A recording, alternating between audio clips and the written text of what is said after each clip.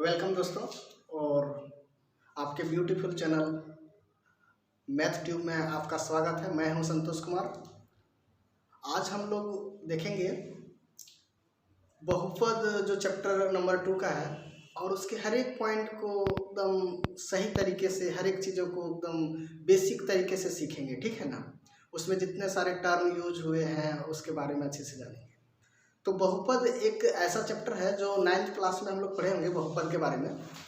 आज उसमें हम लोग क्या पढ़ेंगे, उसके प्रकार और हर एक प्रकार में बहुपद के शून्यक क्या होते हैं, शून्यकों और उनके गुणांकों के बीच में संबंध क्या होता है, इसके बारे में हम लोग आज अच्छे से बात करने वाले हैं, ठीक है। तो चलिए डिटेल से देखते हैं। पहला चीज जानना है कि बहुपद के प्रकार जो 10th क्लास के सिलेबस में है उसी पे बात करेंगे कि बहुपद के यहाँ पे फिलहाल 3 प्रकार है ना। पहला जो बहुपद है वो है रैखिक बहुपद। क्या है? रैखिक बहुपद। दूसरा बहुपद जो है हम लोग के लिए वो है द्विघात बहुपद। द्विघात बहुपद। और तीसरा जो बहुपद है वो है त्रिघात। जैसा नाम है वैसा ही काम है। अब देखिए हर एक का अलग अलग क्या पहचान है, क्या रूप है, कैसे जानेंगे कि ये रैखिक बहुपद है, कैसे जानेंगे कि ये द्विघात बहुपद और कैसे जानेंगे कि ये त्रिघात बहुपद है। तो हर चीज का उसके नामांकन से कुछ ना कुछ उसकी पहचान छुपी रहती है, ठीक है। तो उसके रूप को जानेंगे, उसके रूप को समझेंगे और फिर पता लगाएंगे कि कौन रैखिक होगा, कौन द्विघात होगा और कौन त्रिघात होगा, ठीक है। तो पहला बात करते हैं रैखिक बहुपद का, है ना। तो इसका जो व्यापक रूप होगा, व्यापक रूप, रैखिक बहुपद का व्यापक रूप जो होता है ये इस प्रकार से होगा, ऐसे लिखा रहेगा px बराबर ax प्लस b। क्या होगा? px equal to ax plus b। अब देखो यहाँ पे कुछ ना कुछ शर्त है। शर्त क्या है कि a जो है ना वो 0 कभी नहीं होना चाहिए। a जो है x का जो गुणांक है वो कभी 0 नहीं होना चाहिए। अब बात आती है कि सर मान लीजिए कि a 0 हो जाएगा तब बहुपद में क्या दिक्कत हो जाएगी। तो मान लो कि a का मान हम 0 रख दिए तो इस केस में px जो होगा केवल b दिखेगा, केवल b दिखेगा। और px इक्वल टू केवल b दिखे यानी कोई एक ठो ये अचर दिखे तब समझ लेना कि वो रैखिक बहुपद के अंतर्गत में नहीं आएगा, वो कहलाएगा एक अचर नंबर का, एक अचर बहुपद कहलाएगा, ठीक है ना। तो ये कंडीशन याद रखना है कि एक जो होगा 0 के बराबर नहीं होना चाहिए और b है सो 0 हो सकता है और 0 के अलावे और कोई नंबर भी हो सकता है। जैसे 1 2 3 4 भी जितने सारे नंबर्स हैं कोई भी नंबर से हम b की जगह रख सकते हैं और a के जगह में 0 के अलावे और कोई भी नंबर हो सकते हैं, ठीक है ना। ये शर्त ध्यान रखना किसके लिए? रैखिक बहुपद के लिए। पहला चीज क्या है कि इसका व्यापक रूप ax प्लस b होता है। a का मान क्या होना चाहिए? 0 के बराबर नहीं होना चाहिए। b 0 हो सकता है ना। और 0 के अलावे और b का वैल्यू कुछ भी हो सकता है, उससे कोई दिक्कत नहीं होगा। अब यहाँ पे कुछ इसका नामांकन कर देते हैं। यहाँ पे जो a है ना इसको कहते हैं x का गुणांक। क्या कहते हैं? x का गुणांक। और b को क्या कहते हैं? b को कहते हैं अचर पद। यहाँ पे b क्या है? अचर पद है। तो इस टाइप के जितने सारे बहुपद दिखेंगे उसको हम कहेंगे रैखिक बहुपद। ये याद रखना। आप लोग भी ये कॉपी में सब नोट करिएगा, क्योंकि ये नोट्स बहुत बेहतरीन तरीके से आपको प्रोवाइड कराया जाएगा, हर चीज़ को अच्छे से समझ सकेंगे, ठीक है ना। अच्छा, एग्जाम्पल में क्या होगा? रैखिक बहुपद का एग्जाम्पल जैसे px इक्वल टू मान लिए 3x प्लस 2 है ना।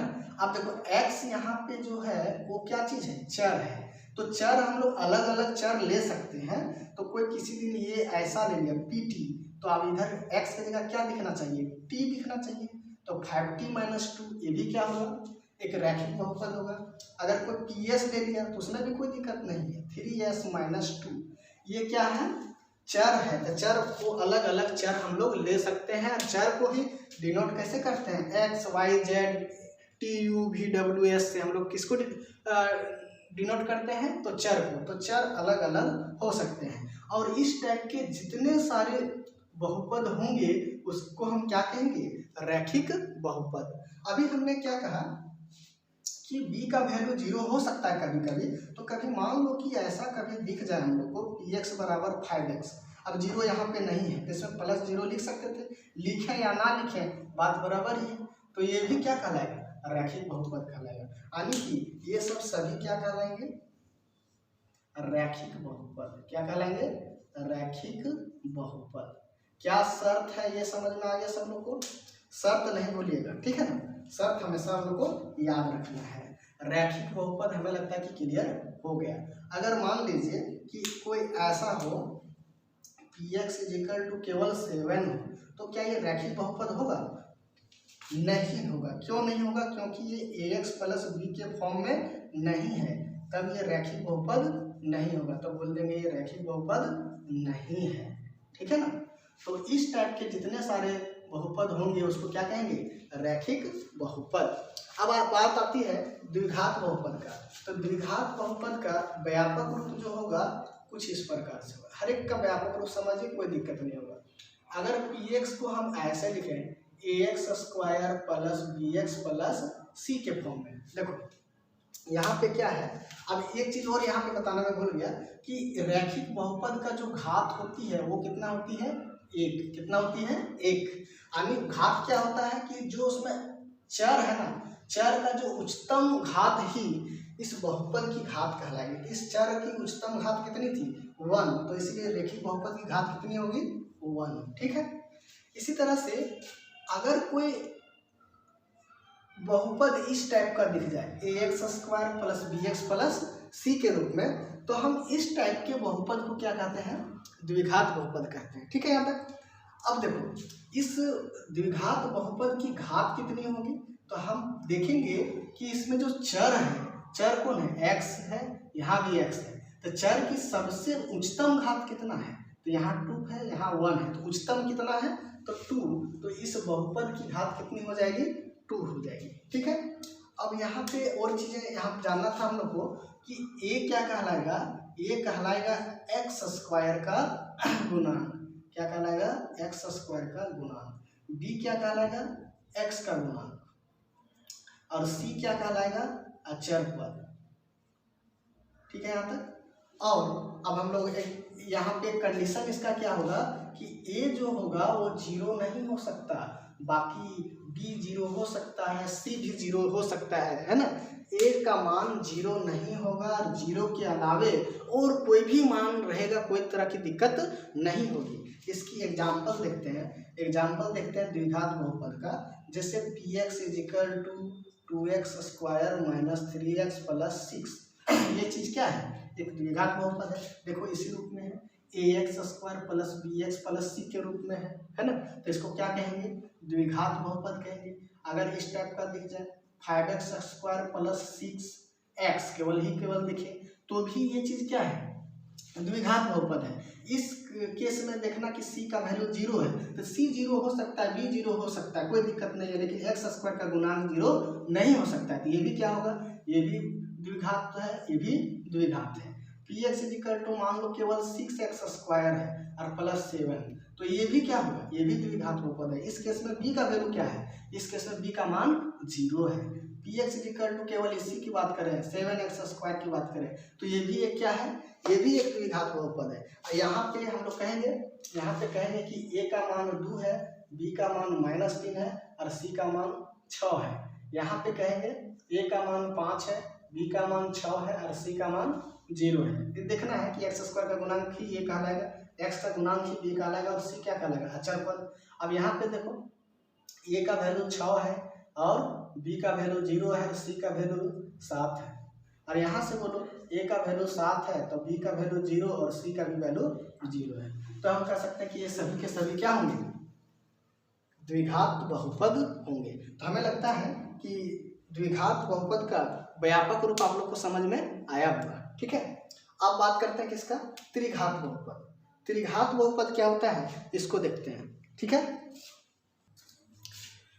अब जानेंगे त्रिघात बहुपद के बारे में। त्रिघात बहुपद क्या था, तीसरा नंबर में हम लोग का था त्रिघात बहुपद। इसका जो व्यापक रूप होता है उसको समझने की कोशिश करें।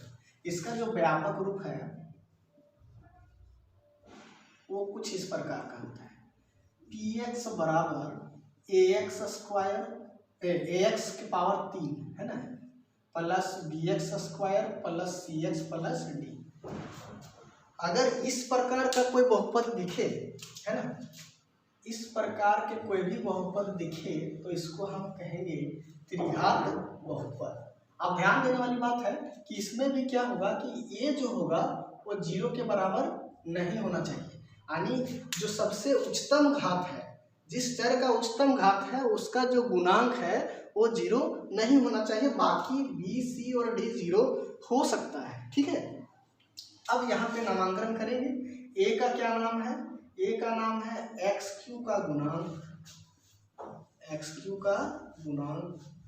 b क्या नाम होगा इसका, x² का गुणांक।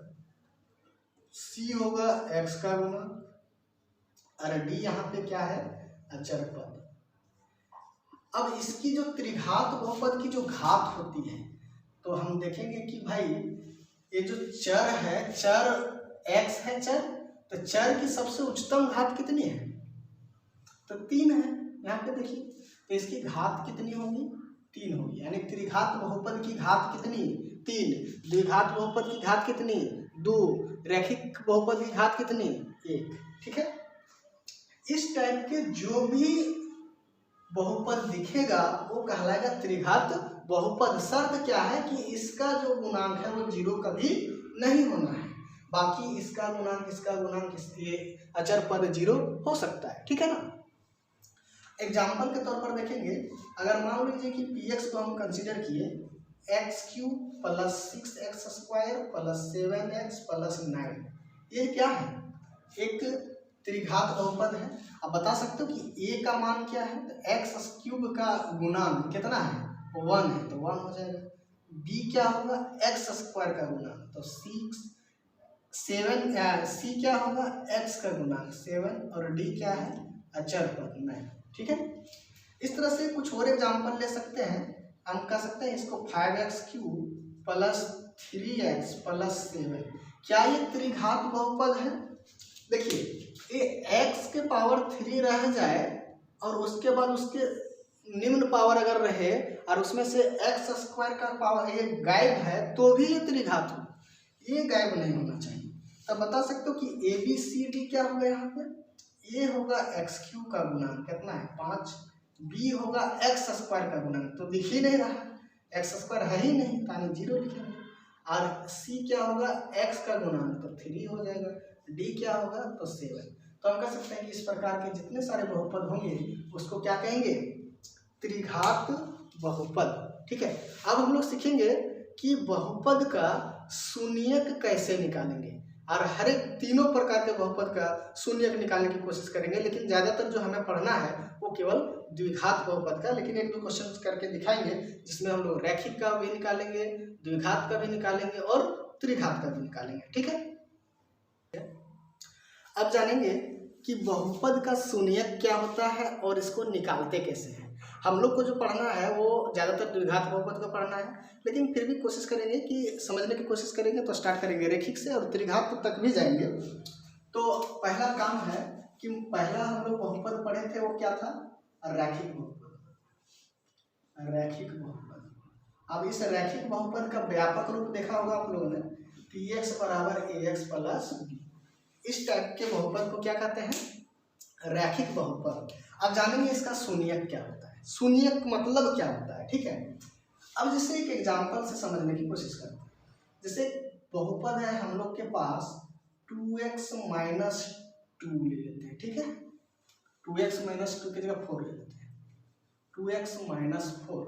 ठीक, अब क्या करते हैं कि x का मान px में 0 रखते हैं, अपने से रख रहे हैं। तो x की जगह क्या रखना है, शुद्ध 0, तो इधर भी रखो 0, तो क्या होगा 2 गुने 0 माइनस 4, यानी कि माइनस 4। अब एक बार x बराबर 1 रखते हैं तो क्या होगा p1, तो 2 गुने 1 माइनस 2 4, तो 2 में से 4 को घटाएंगे तो माइनस 2 बचेगा। x का मान अगर 2 रखते हैं तो क्या मिला P2, और ये कहलाएगा 2 2 जा 4, और माइनस का ये ऐसे अगर 2 2 जा 4 में से 4 माइनस किया तो क्या मिला 0। अब यहाँ से बात करेंगे कि x का मान 2 रखने से px क्या हो गया 0 हो गया। x का मान 2 रखने से px क्या हो गया 0 हो गया। तो हम यहाँ कहेंगे कि चर का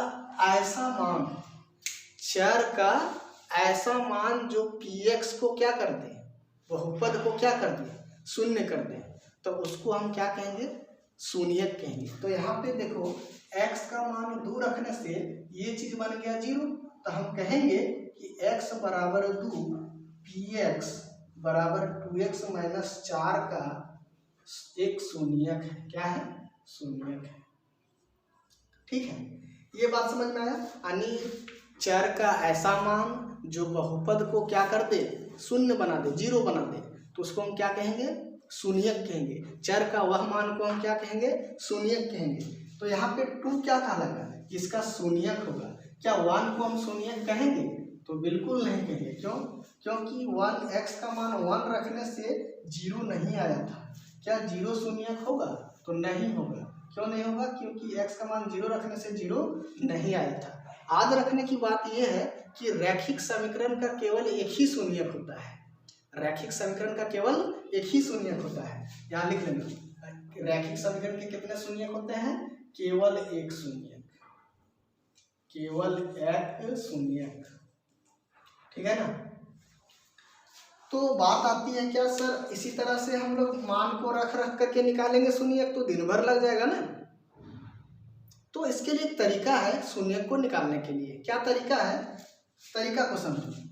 हमें कैसे निकालते हैं शून्यक, वो तो शून्यक क्या था समझ में आ गया कि कैसे निकालते हैं शून्यक। बड़ा आसान है, ध्यान से समझना है।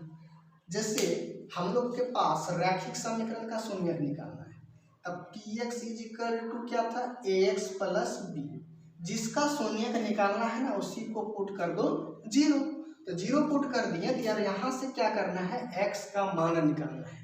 ये तो काम बहुत ईजी था, 6-7 क्लास से पढ़ते आ रहे हो। तो यहाँ से x का मान निकालना है तो हम क्या करते हैं कि ax बराबर माइनस b लिख सकते हैं, बिल्कुल लिख सकते हैं। तो सर यहाँ से x का मान क्या होगा माइनस b बटा a, तो x बराबर माइनस b बटा a ही क्या होगा शून्यक होगा। इसको याद कर लीजिए माइनस b बटा a।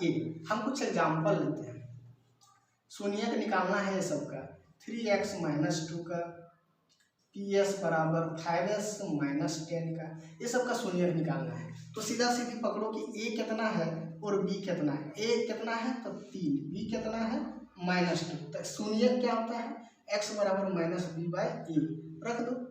माइनस का माइनस 2 बटे 3 है ना, ये 2 बटे 3, x का मान 2 बटे 3 इस बहुपद का क्या होगा शून्यक होगा।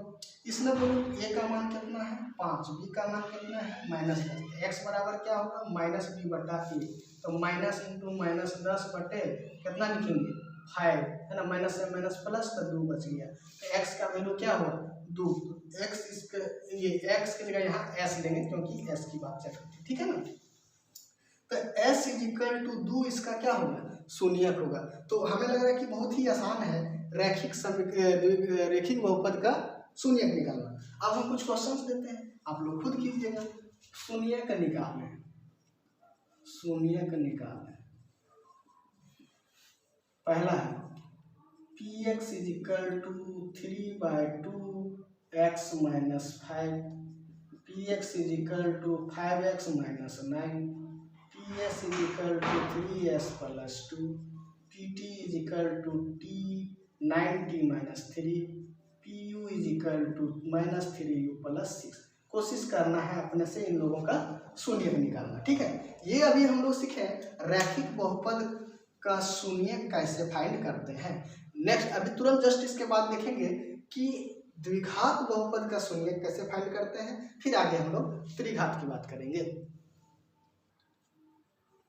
हम अब जानेंगे द्विघात बहुपद का शून्यक फाइंड करने के लिए। ठीक है, तो सबसे पहले द्विघात बहुपद, अभी हम लोग कुछ देर पहले चर्चा किए थे। द्विघात बहुपद,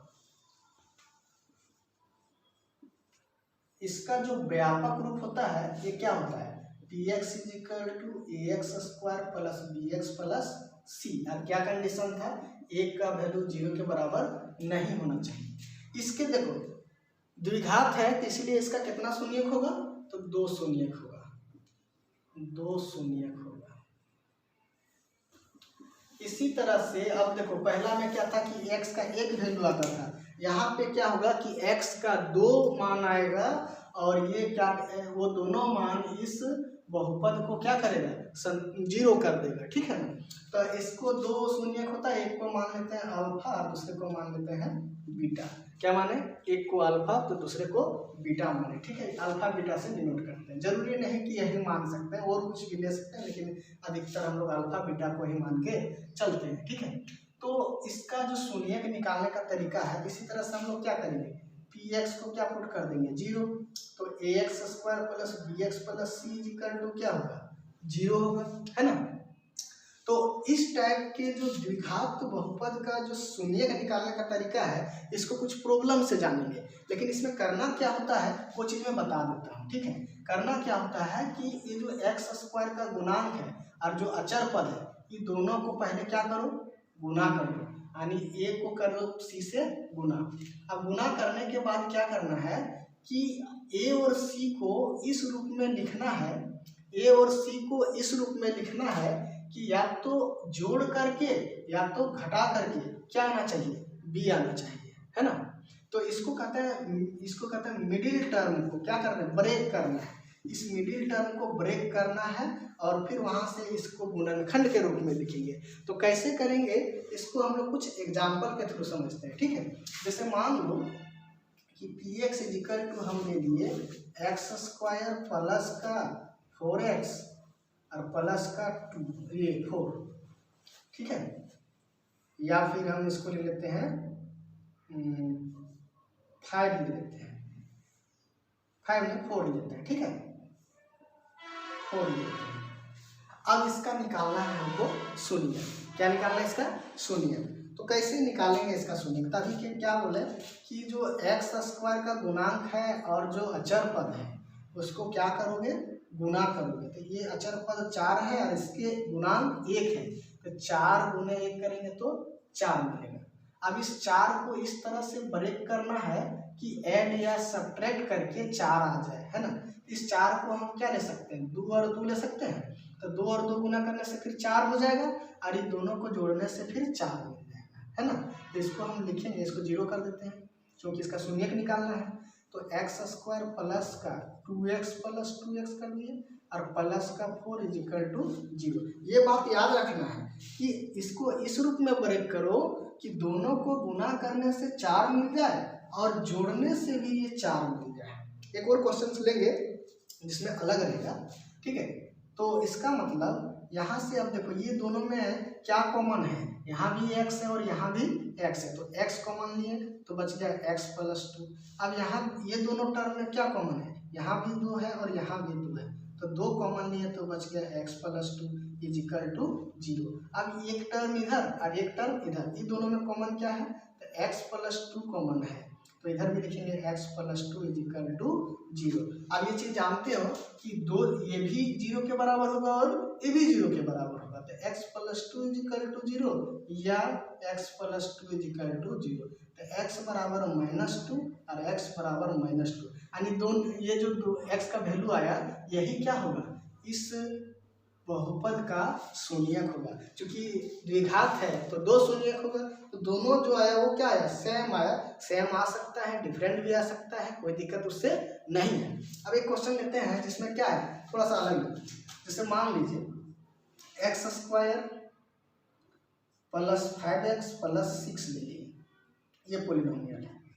अब इसका निकालना है शून्यक, तो शून्यक निकालना है तो इसको सबसे पहले क्या करेंगे, 0 पुट करेंगे। अब फिर दोबारा काम क्या करना है, ये अचर पद और ये x² का गुणांक को क्या करो, मल्टीप्लाई करो, गुना करो, तो 6 1 जा 6 हुआ। अभी 6 को इस टाइप से ब्रेक करो कि गुना करने से 6 आए और जोड़ने या घटाने से 5 आ जाए, है ना। तो क्या क्या ले सकते हैं इसको, 3 और 2 ले सकते हैं। तो 3 गुने 2 करने से 6 मिल जाएगा और 3 और 2 को जोड़ने से 5 मिल जाएगा। तो ये हो जाएगा x² plus 3x plus 2x plus 6 is equal to 0। अब इसको इधर भी रखें चाहे इसको भी इधर रखें, उससे कोई दिक्कत नहीं होगा, ठीक है ना। ऐसा ना है कि पहले 3x को ही रखें और बाद में 2x को रखें, अपनी मर्जी से जो इच्छा है आप कर सकते हैं, ठीक है। अच्छा चलो, ये दोनों में क्या कॉमन है, x कॉमन है, पकड़ो उसको, x प्लस 3। अब ये दोनों में क्या कॉमन है, तो 2 कॉमन है, 2 को पकड़ के बाहर करो, x प्लस 3 इजिकल टू 0। यहाँ पे ये इंप्लाई वाला साइन देंगे। अब यहाँ से x प्लस 3 कॉमन है, तो क्या लिखेंगे इधर, फिर बचा कितना, यहाँ बचा x, यहाँ बचा 2 इजिकल टू 0। तो x का मान यहाँ से क्या आएगा, ये प्लस से उधर जाएगा तो -3 और यहाँ से एक जाएगा -2, यहाँ लिखेंगे या, है ना। तो x का 2 को मान आया, एगो -3 और एक तो आया x का -2। ये दोनों क्या होगा, शून्यक होगा, किसका, तो इसका। और सारे प्रॉब्लम करेंगे जिसमें हम लोग शून्यक को निकालना सीखेंगे। एनसीईआरटी के ऑलमोस्ट सारे क्वेश्चंस कर देंगे और इसको आप लोग कॉपी में नोट कीजिएगा, हर एक बात को समझने की कोशिश कीजिएगा। जो चीज़ दिक्कत होगा कोशिश कीजिएगा कि उसको कमेंट बॉक्स में डालें और या तो फिर पर्सनल मैसेज करें। आपके डाउट हमेशा मैं बोल रहा हूँ कि नेक्स्ट वीडियो में आपके सारे डाउट को कलेक्शन करके उसके अकॉर्डिंग फिर से वीडियो बनाया जाएगा, ठीक है ना। स्टार्ट। अब देखो, अब हम लोग एक्सरसाइज 2.1 में जो क्वेश्चंस दिए गए हैं उसकी बात करना है, ठीक है ना। अब यहाँ लिखा है कि y इजिकल टू px का ग्राफ नीचे आकृति में दिया है, प्रत्येक स्थिति में px के शून्यकों की संख्या ज्ञात कीजिए। देखो ये किताब में क्या बोला है कि px कोई बहुपद दिया है, उसके ग्राफ प्लॉट किया हुआ है, तो ग्राफ को देख करके बताना है कि उसके शून्यकों की संख्या कितना है। तो इसमें एक बात याद रखना, यहाँ पे क्या बोला, y इजिकल टू px, क्या बोला, y इजिकल टू px। तो ये देखना है कि ग्राफ जो ये नीचे है ना उसको x एक्सिस कहेंगे, हर बार नहीं लिखेंगे, जो इस एक बार लिख रहा हूँ, जो ऐसे लेटा है उसको x एक्सिस कर रहा हूँ, और जो ऐसे जो हॉरिजॉन्टली खड़ा है उसको, वर्टिकली खड़ा है उसको y, और जो हॉरिजॉन्टली जो लेटा हुआ है उसको क्या करते हैं, x एक्सिस करते हैं। लेटा हुआ एक्सिस x एक्सिस, जो ऐसे खड़ा है उसको y एक्सिस, ठीक है। यहाँ पे बोला है y इजिकल टू px के लिए, तो याद रखना है कि जो ग्राफ x एक्सिस को जितने जगह पे कट करेगा, यानी ग्राफ x एक्सिस के जितना जगह पे काटेगा उतना ही क्या होगा, शून्यक होगा। और मान लो कहीं छू करके निकला तो जहां पे छुएगा उसमें भी एक ही काउंट करेंगे, है ना, जहां पे छुएगा उसमें भी एक ही काउंट करना है ना। तो ये बात याद रखना है कि ग्राफ x एक्सिस को ही देखना है, y एक्सिस को नहीं देखना है कि y एक्सिस को कितनों जगह काटे, हमें कोई मतलब नहीं है। काटना कहाँ है, x एक्सिस पे। x एक्सिस पे जितना जगह काटेगा उतना ही नंबर ऑफ शून्यक होगा, उतना ही संख्या में शून्यकों की संख्या होगी। पहला ग्राफ देखो, इसमें ये जो ग्राफ है x एक्सिस को कहीं नहीं काटा है, तो कहीं नहीं काटा है तो इसका शून्यक क्या होगा, 0। इसका शून्यक क्या होगा, 0। शून्यकों की संख्या इसमें कितनी है, तो 0 है। अब यहाँ पे देखो ये ग्राफ जो है वो x एक्सिस को एक ही जगह काटा है ना, तो इसलिए इसका शून्यकों की संख्या कितनी होगी, 1 होगी। शून्यकों की संख्या कितनी होगी, 1। इसमें देखो ये कितना जगह पे काटा है, 3 जगह पे काटा है। ये जो ग्राफ है वो x एक्सिस को कितने जगह पे काटा है, 3 जगह पे काटा है, तो शून्यकों की संख्या कितनी होगी, 3 होगी, है ना। यहाँ पे देखो ग्राफ है जो x एक्सिस को कितना जगह पे काटा है, तो 2 जगह काटा है, तो शून्यकों की संख्या कितनी होगी, 2 होगी। इसी तरह से इसमें बताओगे कितना जगह काटा है, 3 जगह, तो कितना होगा, 3। इसमें देखो जहाँ पे छुएगा उसको एक ही काउंट करना, तो 1 हो गया, 2 हो गया, 3 हो गया, तो इसकी भी शून्य कितनी होगी, 3। इसको कितना जगह काटा है, 1 2 3 4 5, तो शून्य की संख्या कितनी होगी, 5। इसको कितना जगह काटा है, 1, तो इसको लिखेंगे 1। यहाँ तक तो ठीक है।